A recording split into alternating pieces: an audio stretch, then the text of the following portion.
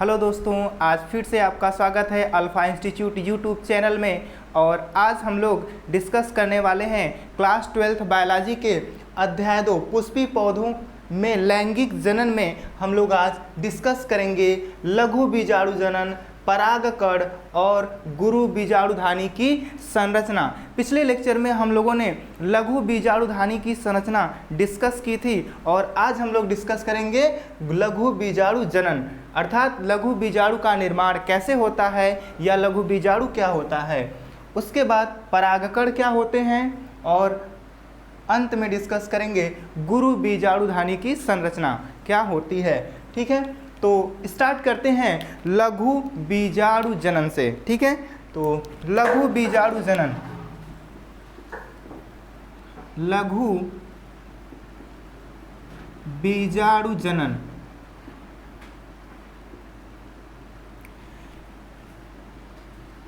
Microsporogenesis, microsporogenesis.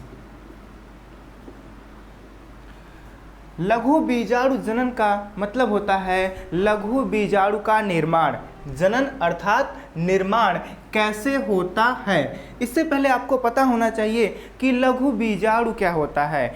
परागकण को ही क्या कहते हैं? लघु बीजाणु कहते हैं। परागकण means pollen grain, pollen grain को लघु बीजाणु कहा जाता है।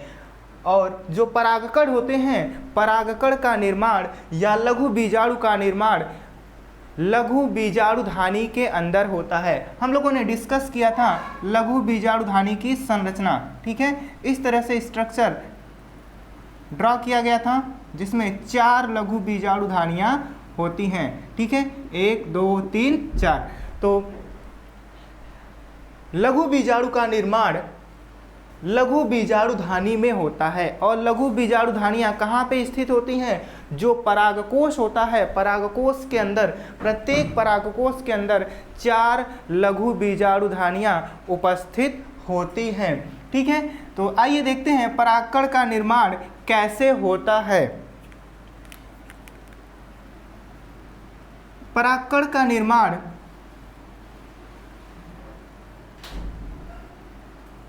परागकण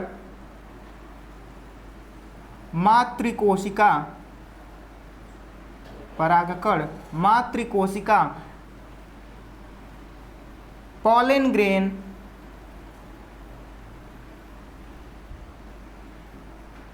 mother cell, pollen grain mother cell से होता है। ठीक है, शुरू होता है। लघु बीजाणुधानी के अंदर अनेक परागकण मातृकोशिका उपस्थित होती हैं या pollen grain mother cell present होती हैं। इसको शॉर्ट में PMC कह सकते हैं। पॉलन ग्रेन मदर सेल को हम लोग क्या कह सकते हैं? PMC। या इन सेल को माइक्रोस्पोर मदर सेल कह सकते हैं। ये जो कोशिकाएं होती हैं लघु बीजाणुधानी के अंदर, इन कोशिकाओं को हम लोग क्या कह सकते हैं? माइक्रोस्पोर मदर सेल, अर्थात लघु बीजाणु मातृकोशिका, लघु बीजाणु मातृकोशिका। ठीक है, microspore mother cell, microspore mother cell, दोनों का मतलब एक ही होता है। परागकण मातृकोशिका को ही लघु बीजाणु मातृकोशिका कहते हैं। ये कोशिकाएं कहाँ पे स्थित होती हैं? लघु बीजाणुधानी के अंदर अनेक पॉलन ग्रेन मदर सेल स्थित होती हैं। इन्हीं कोशिकाओं से क्या होता है? परागकण का निर्माण होता है। सबसे पहले PMC है। ठीक है, पॉलन मदर सेल है। तो आप लोग जानते हैं कि जो आवृत्तबीजी पौधे होते हैं, जो पुष्पी पौधे होते हैं, वो 2 प्रकार के होते हैं। ठीक है, एक बीजपत्री और द्विबीजपत्री। एक बीजपत्री,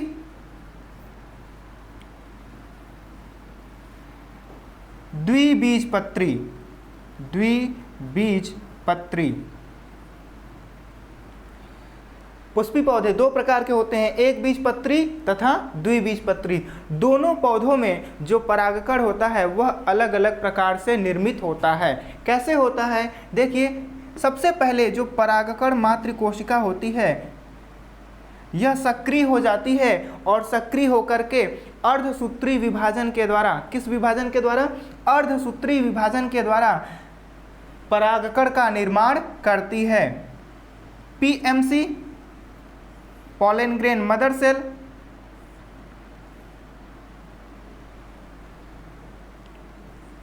सबसे पहले जब कोशिका का विभाजन होता है तो केंद्रक का विभाजन होता है। किसका विभाजन होगा? केंद्रक का विभाजन होता है। तो एक कोशिका में दो केंद्रक बन जाता है।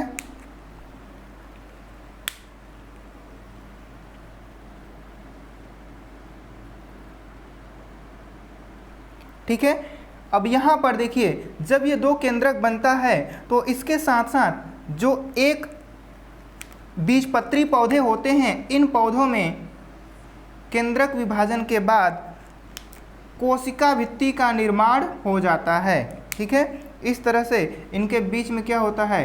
कोशिका भित्ति का निर्माण हो जाता है एक बीजपत्री पौधों में। ठीक है, फिर मियोसिस सेकेंड में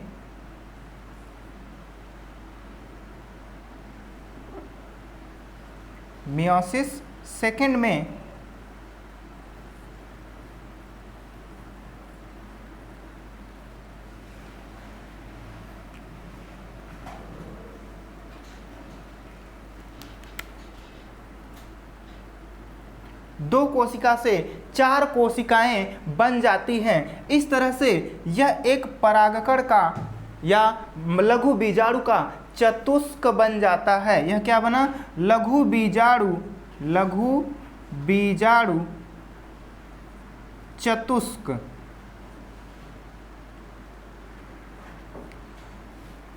एक बीजपत्री पौधों में क्या होता है कि केंद्रक का विभाजन होता है, फिर कोशिका द्रव्य का विभाजन होता है, कोशिका भित्ति का निर्माण हो जाता है, और फिर पुनः जब केंद्रक का विभाजन होता है उसके बाद कोशिका भित्ति का निर्माण होता है। तो यहाँ पे हर एक क्रम पे क्या होता है? केंद्रक का विभाजन और कोशिका भित्ति का निर्माण होता है। इस प्रकार के कोशिका भित्ति निर्माण को हम कहते हैं क्रमानुसार। क्या कहते हैं? क्रमानुसार। तो एक बीजपत्री में कैसा होता है? क्रमानुसार होता है। क्रमानुसार, क्रम के अनुसार, ऑर्डर्ड मैनर में होता है। देखिए, द्विबीजपत्री पौधों में परागकण या लघु बीजाणु का निर्माण कैसे होता है?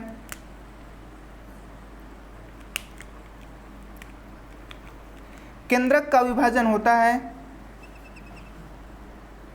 ठीक है, मियोसिस फर्स्ट है, केंद्रक का विभाजन हुआ, इसके बाद कोशिका भित्ति का निर्माण नहीं होता है। कोशिका भित्ति का निर्माण नहीं होता है।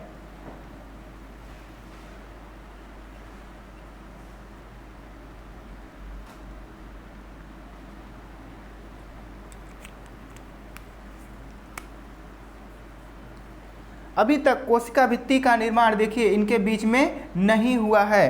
पुनः क्या होता है? केंद्रक का विभाजन होता है। पुनः केंद्रक का विभाजन होता है और चार केंद्रक बन जाते हैं। कितने केंद्रक बन जाते हैं? चार केंद्रक बन जाते हैं। 1, 2 और 3। देखिए, कुल चार केंद्रक हैं, एक केंद्रक इसके पीछे होता है। ठीक है, एक कोशिका इसके पीछे है। अब जाकर के अंत में एक साथ कोशिका भित्ति का निर्माण होता है। इस तरह से यहाँ पर जो मैनर होता है यह टेट्राहेड्रल मैनर में अरेंजमेंट होता है लघु बीजाणुओं का। इस प्रकार से परागकण का निर्माण द्विबीजपत्री पौधों में होता है और इस प्रकार का निर्माण एक बीजपत्री पौधे में होता है। यहाँ पे देखिए, केंद्रक का विभाजन हो जाने के बाद तब एक साथ अंत में क्या होता है? कोशिका भित्ति का निर्माण होता है। तो यहाँ पे जो कोशिका भित्ति का निर्माण होता है इस प्रकार को युगपत कहा जाता है। Simultaneous type. क्या कहते हैं? युगपत या साइमल्टेनियस टाइप, अर्थात एक साथ। ठीक है। यहाँ पे 4 कोशिकाएं हैं, 3 कोशिकाएं आपको दिखाई दे रही हैं, एक कोशिका इसके क्या है, पीछे होती है। ठीक है, तो इस तरह से क्या होता है, लघु बीजाणु का निर्माण होता है पॉलन मदर सेल से, परागकण मातृ कोशिका से। यहाँ पे 4 लघु बीजाणु क्या हैं, एक साथ जुड़े हुए हैं। ठीक है, तो ये सभी क्या होंगे, आगे चल करके परिपक्व होंगे और परागकण का रूप ले लेते हैं। ये सभी जो लघु बीजाणु हैं, एक के साथ कितने हैं, 4 हैं। आगे चल करके ये सभी क्या होंगे, परिपक्व होंगे और परिपक्व होकर के परागकण का रूप ले लेते हैं। ठीक है, तो आगे देखते हैं कि ये जो लघु बीजाणु है यह परिपक्व परागकण में कैसे बदलता है, यह परागकण का विकास कैसे होता है। ठीक है, तो मैं इसको रफ करने जा रहा हूँ।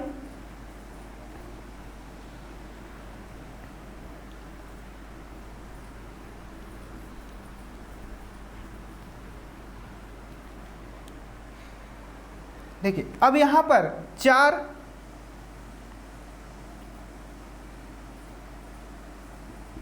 लघु बीजाणु थे, इसमें से एक कोशिका अर्थात लघु बीजाणु, एक लघु बीजाणु, सभी अलग हो जाएंगे तो एक क्या कहलाएगा, एक सिंगल लघु बीजाणु। अब इसमें क्या होगा, माइटोसिस, सूत्री विभाजन होगा। किस, सूत्री विभाजन होगा, और यह जो सूत्री विभाजन होता है अनइक्वल होता है, असमान होता है। यहाँ पे कोशिका द्रव्य का बंटवारा भिन्न भिन्न होता है। एक कोशिका के पास अधिक मात्रा में कोशिका द्रव्य जाता है और दूसरे के पास कम मात्रा में। ठीक है, देखिए, एक कोशिका से 2 कोशिका बन जाती है, सूत्री विभाजन में एक कोशिका से 2 कोशिका बनती है, लेकिन यहाँ पे जो कोशिका द्रव्य का बंटवारा होता है वो असमान रूप से होता है। एक कोशिका के पास अधिक मात्रा में कोशिका द्रव्य जाता है, दूसरे के पास कम। ठीक है, तो यह एक परागकण बन जाता है। ठीक है, यह एक परागकण बन जाता है, और इसी अवस्था में ही परागकण परागकोश से मुक्त होते हैं। जब यह परागकण बन जाता है, परिपक्व हो जाता है, तो परागकोश क्या होता है, फट जाता है और वहाँ से परागकण के बाहर निकल जाते हैं और पुष्प के वर्तिकाग्र पर पहुँचते हैं। ठीक है, जहाँ पे वह अंकुरित होकर के निषेचन प्रक्रिया करते हैं। ठीक है, तो परागकण का निर्माण कैसे होता है, समझ में आ गया। आगे हम लोग डिस्कस करेंगे परागकण की संरचना, किसी एक पूर्ण परागकण की संरचना कैसी होती है। ठीक है, ध्यान से देखेंगे आप लोग, बहुत ही इंपॉर्टेंट टॉपिक है। यहाँ से आप लोगों के एग्जाम में क्वेश्चंस आते हैं। परागकण की संरचना या लघु बीजाणु की संरचना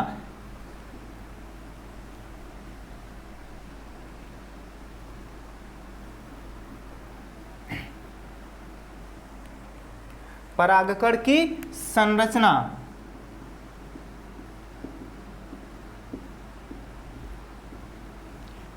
कैसी होती है, ध्यान से देखेंगे।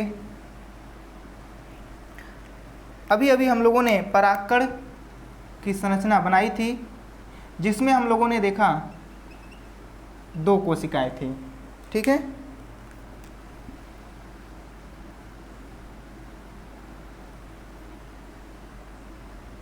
देखिए, यह एक परागकण की संरचना है। ठीक है, सामान्यतः जो परागकण होते हैं गोल आकृति के होते हैं। परागकण की आकृति कैसी होती है, गोल होती है। तो परागकण सामान्यतः गोल आकृति के होते हैं। इनका जो व्यास होता है वह लगभग 25 से 50 माइक्रोमीटर होता है। परागकणों का व्यास क्या होता है, 25 से 50 माइक्रोमीटर होता है। परागकण का आकार भिन्न भिन्न पुष्प में अलग अलग हो सकता है, लेकिन सामान्यतः जो परागकण होते हैं वो कैसे होते हैं, गोल होते हैं। ठीक है, देखिए, परागकण में 2 कोशिकाएं होती हैं। परागकण में कितनी कोशिकाएं होती हैं, 2 कोशिकाएं होती हैं। एक बड़ी कोशिका होती है, बड़ी कोशिका को वर्धी कोशिका या कायिक कोशिका कहते हैं। बड़ी कोशिका को कायिक कोशिका या वर्धी कोशिका कहते हैं। कायिक कोशिका या वर्धी कोशिका कहते हैं। छोटी वाली कोशिका को जनक कोशिका कहते हैं।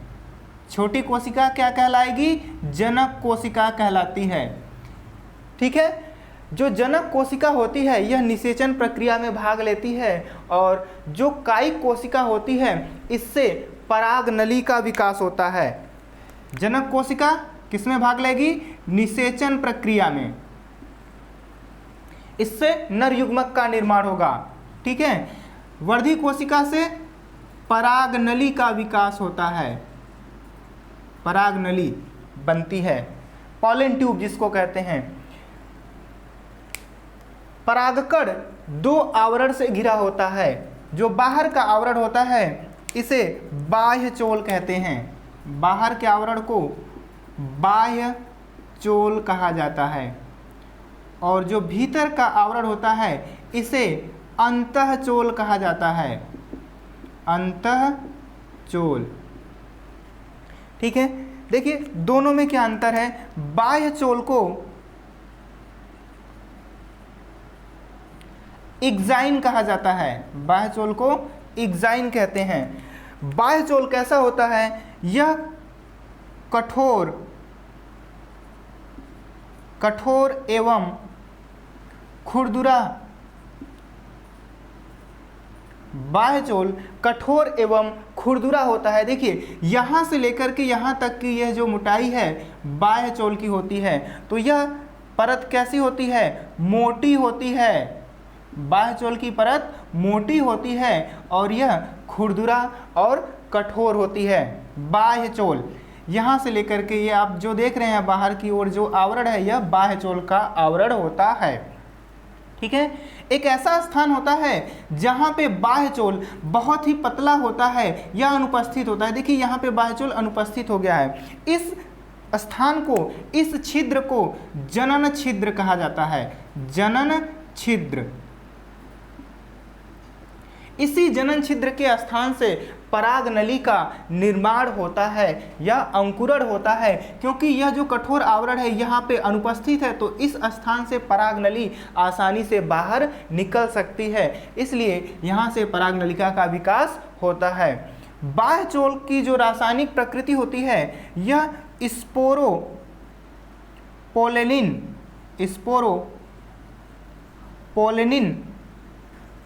से बना होता है। ठीक है, यह स्पोरोपोलेनिन इसको एक सुरक्षात्मक आवरण बनाता है। ठीक है, तो यहाँ पे बाह्य चोल किससे बना होता है? स्पोरोपोलेनिन से। ठीक है, दूसरा जो आवरण है वह क्या है? अंतःचोल। अंतःचोल। अंतःचोल को इंटाइन कहा जाता है। अंतःचोल को इंटाइन कहते हैं। यहाँ पे देखिए यह जो पतली वाली परत है अंदर की तरफ, भीतर की तरफ, यह होती है अंतःचोल। अंतःचोल पतली होती है। कैसी होती है? पतली होती है और कोमल होती है। अंतःचोल पतली और कोमल होती है। अंतःचोल पेक्टोसेलुलोज से बना होता है। अंतःचोल किससे बना होता है? पेक्टोसेलुलोज से। पेक्टोसेलुलोज से बना होता है। ठीक है, दोनों याद रखेंगे। बाह्य चोल किससे बना होता है? स्पोरोपोलेनिन से, और अंतःचोल किससे बना होता है? पेक्टोसेलुलोज से बना होता है। ठीक है, और इसमें कितनी कोशिकाएं होती हैं? दो कोशिकाएं, एक कायिक कोशिका और दूसरी जनक कोशिका। कायिक कोशिका से परागनली का निर्माण, जनक कोशिका से निषेचन प्रक्रिया होती है, नर युग्मक का निर्माण होता है। सामान्यतः जो परागकण होते हैं इनमें बहुत अधिक मात्रा में पोषक तत्व भरे होते हैं, तो परागकण से बने हुए मार्केट में टैबलेट भी मिलते हैं जिनका हम क्या करते हैं? भोजन के रूप में उपयोग करते हैं। या कुछ ऐसे परागकण भी होते हैं पौधों के जो क्या करते हैं? श्वसन संबंधी बीमारियां, ठीक है, श्वसन संबंधी बीमारियां उत्पन्न करते हैं, जैसे अस्थमा। ठीक है, रोग उत्पन्न करते हैं। एक पौधा होता है पार्थीनियम। कौन सा पौधा? पार्थीनियम। सब लोगों ने इस पौधे को देखा होगा। इसे गाजर घास के नाम से भी जानते हैं। इसका जो पुष्प होता है वह सफ़ेद रंग का होता है, ठीक है, पार्थीनियम या गाजर घास। इसके जो परागकण होते हैं अस्थमा संबंधी बीमारियां उत्पन्न करते हैं और एलर्जी भी उत्पन्न करते हैं। एलर्जी जानते हैं आप लोग? किसी भी रासायनिक पदार्थ के प्रति या किसी भी विकिरण के प्रति क्या होता है, मनुष्य का शरीर संवेदनशील होता है, बहुत तेज़ी से प्रतिक्रिया करने लगता है, उसे एलर्जी कहते हैं। तो जो पार्थीनियम या गाजर घास होती है इसके परागकण क्या करते हैं? एलर्जी उत्पन्न करते हैं, ठीक है। तो ध्यान देंगे। और कुछ परागकण की जो जीवन काल होता है या सक्रिय रहने का समय होता है वह पौधों में अलग अलग होता है। जैसे गेहूं या धान के जो परागकण होते हैं वो 30 मिनट तक सक्रिय रहते हैं। कितने मिनट तक? 30 मिनट तक सक्रिय रहते हैं और इसके बाद फिर क्या होंगे? वह नष्ट हो जाएंगे। अगर इस समय के अंदर वह वर्तिकाग्र पर पहुंच पाते हैं तो वहां पे उनका अंकुरण होगा, निषेचन प्रक्रिया होगी, नहीं तो परागकण क्या होंगे? नष्ट हो जाएंगे। कुछ ऐसे पौधे होते हैं जिनके परागकण महीनों तक क्या होते हैं? जीवित रहते हैं या सक्रिय रहते हैं। हम परागकण को सुरक्षित रख सकते हैं नाइट्रोजन, लिक्विड नाइट्रोजन में -196 डिग्री सेंटीग्रेड टेम्परेचर पे परागकणों को क्या किया जाता है? संरक्षित किया जाता है और फिर वह परागकण सक्रिय रहता है। फिर से हम उस परागकण से निषेचन प्रक्रिया करा सकते हैं, ठीक है। तो परागकणों को द्रव्य नाइट्रोजन में, लिक्विड नाइट्रोजन में -196 डिग्री सेंटीग्रेड तापमान पे सुरक्षित रखा जा सकता है, ठीक है। तो परागकण की संरचना सबको समझ में आ गया।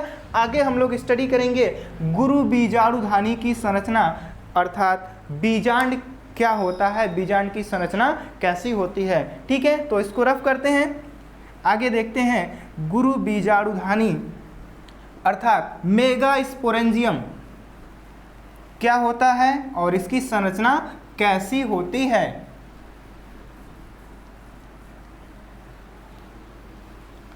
गुरु बीजाणुधानी, गुरु बीजाणुधानी मेगास्पोरेंजियम, मेगास्पोरेंजियम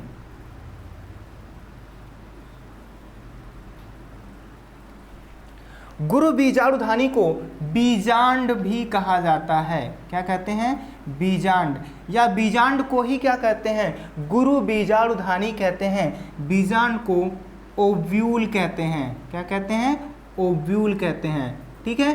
तो देखिए गुरु बीजाणुधानी की संरचना कैसी होती है और यह कहाँ पे स्थित होता है। जो गुरु बीजाणुधानी होती है या बीजांड होता है यह अंडाशय में, कहाँ पे? अंडाशय में स्थित होती है, अर्थात ओवरी में स्थित होती है। आप लोगों ने पुष्प का चित्र देखा है, इस तरह से जो मादा भाग होता है इसमें नीचे वाला जो भाग होता है यह अंडाशय होता है। इसी अंडाशय के अंदर यहाँ पर एक अथवा एक से अधिक, यहाँ पे एक अथवा एक से अधिक बीजांड स्थित होते हैं या गुरु बीजाणुधानी स्थित होती हैं। तो अंडाशय में अलग अलग पौधों में इनकी संख्या अलग होती है। कुछ ऐसे अंडाशय होंगे जिनमें केवल एक बीजांड होगा या कुछ ऐसे पौधे हो सकते हैं जिनमें एक से अधिक बीजांड स्थित हो सकते हैं, ठीक है। आइए देखते हैं बीजांड की संरचना कैसे होती है या लघु गुरु बीजाणुधानी की संरचना कैसी होती है।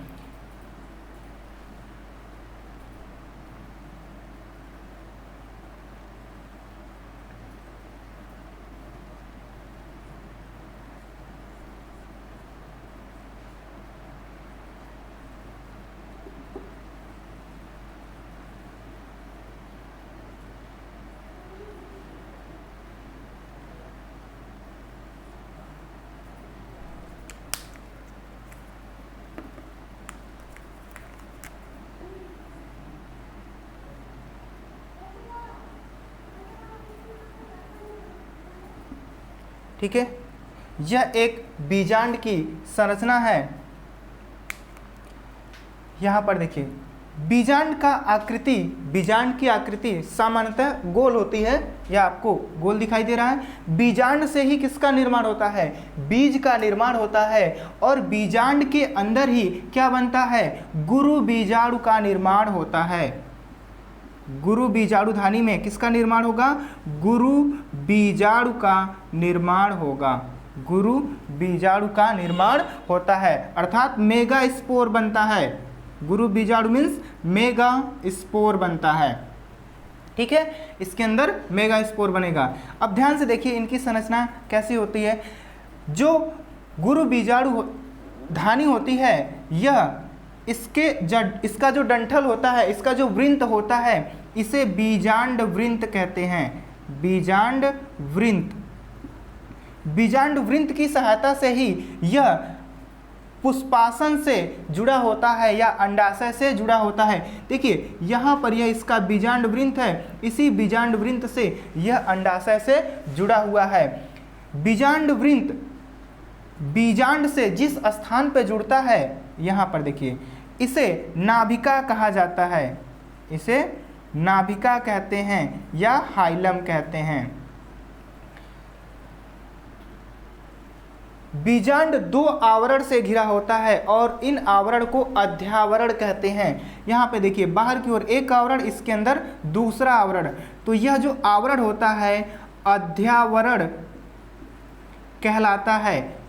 Integument, integument.